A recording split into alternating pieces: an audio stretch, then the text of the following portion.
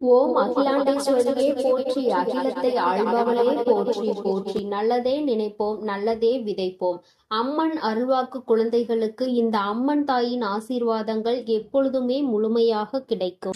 என் அன்பு பிள்ளையே, இன்னும் 2 மணி நேரம் மட்டுமே மீதம் இருக்கிறது. எதற்கு என்றால், என் குழந்தையின் வாழ்க்கையில் ஒரு புதிய உறவு உன்னை தேடி வருவதற்கு. என் தங்கமே, வாழ்க்கையில் தனிமையை அதிகமாக பழகிக்கொண்ட உனக்கு துணை என்ற ஒன்று வந்தால் போதும் அம்மா, மனது நிம்மதியாகிவிடும் என்று நினைக்கின்றாய் அல்லவா? அதுவும் உறவாக இருக்க வேண்டும், உண்மையான உறவாக இருக்க வேண்டும், உன்னுடைய வாழ்க்கையில் நிரந்தரமான சந்தோஷத்தை உனக்கு கொடுக்க வேண்டும் என்று நீ நினைக்கின்றாய். நிச்சயமாக உனக்கான அந்த உறவை இன்னும் 2 மணி நேரத்திற்குள் உன்னுடைய கண்களில் நான் அடையாளம் காட்டப் போகின்றேன்.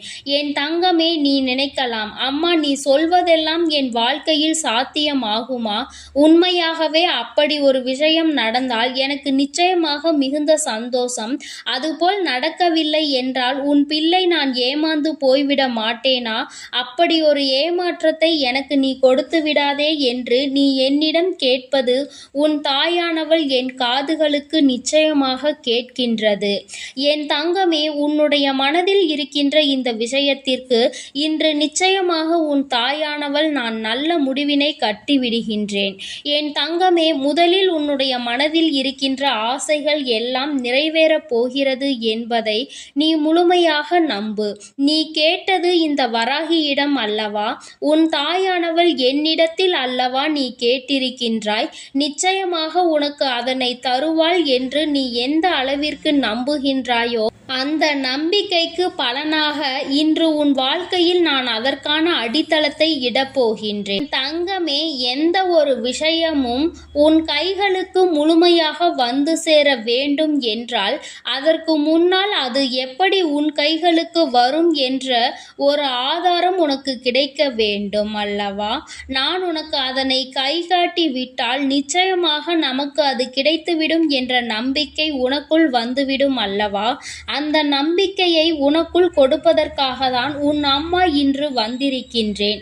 என் தங்கமே, முதலில் மனதில் தெளிவான எண்ணங்கள் வேண்டும். அம்மா பேச்சை கேட்பதற்கு மனதில் எந்த ஒரு கெட்ட எண்ணங்களும் இருக்கக்கூடாது. முதலில் எதிர்மறையான எண்ணங்கள் இருக்கக்கூடாது. வராகி வாக்கினை கேட்கும் பொழுது நிச்சயமாக அம்மாவின் வாக்கு நம் வாழ்க்கையில் நடக்கும் என்ற நம்பிக்கை உனக்கு வேண்டும். நான் அடிக்கடி எல்லாம் உனக்கு இது போன்ற வாக்குகளை தந்து விடுவது கிடையாது.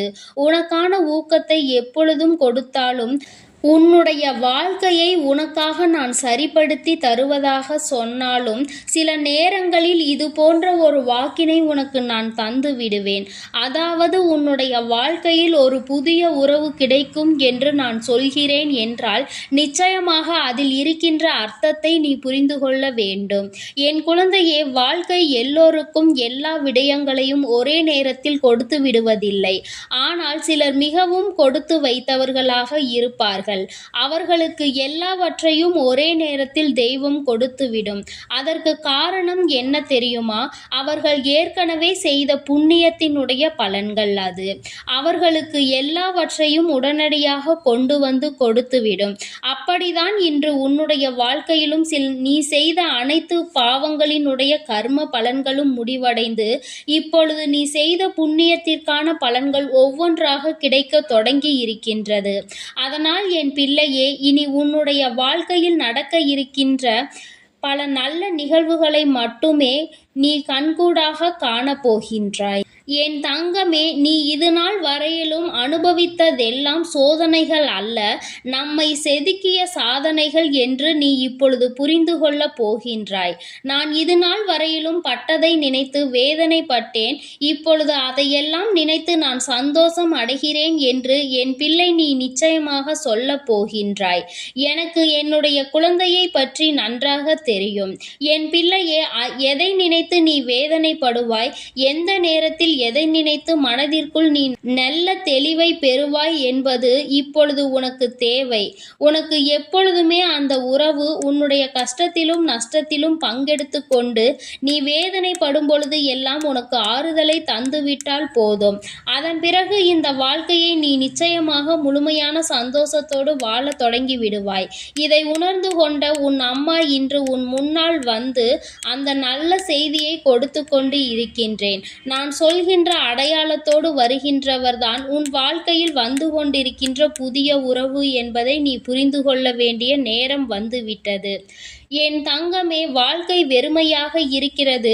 அடுத்தது என்னவென்று சிந்திக்க வேண்டிய கட்டாயம் வந்துவிட்டது.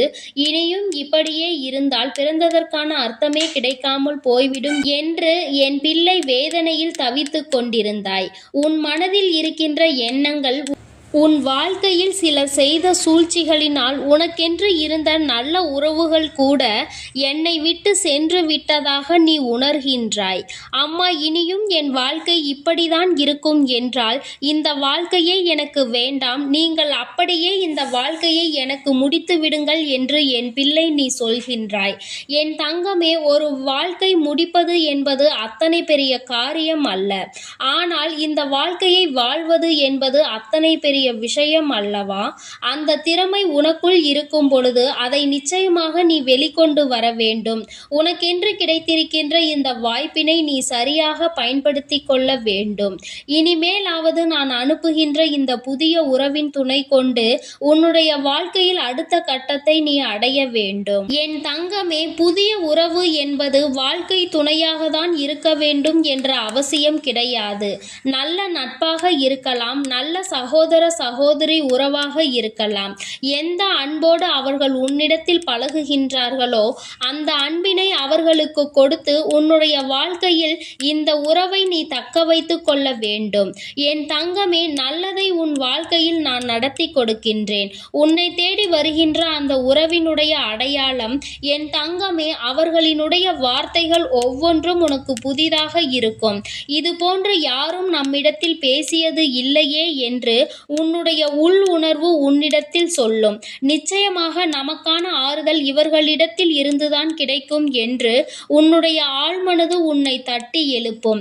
அவர்கள் பேசும் பொழுது ஏதோ நீண்ட நாள் பழகிய உறவு போல் ஒரு எண்ணம் தோன்றும். இன்னும் சில நிமிடங்கள் பேசியிருக்கலாம் என்று உனக்குள் தோன்றும். என் குழந்தையே, நீ நினைக்கலாம், அம்மா எனக்கு மட்டும் தோன்றினால் போதுமா, அவர்களுக்கு தோன்ற வேண்டாமா என்று நீ கேட்கலாம்.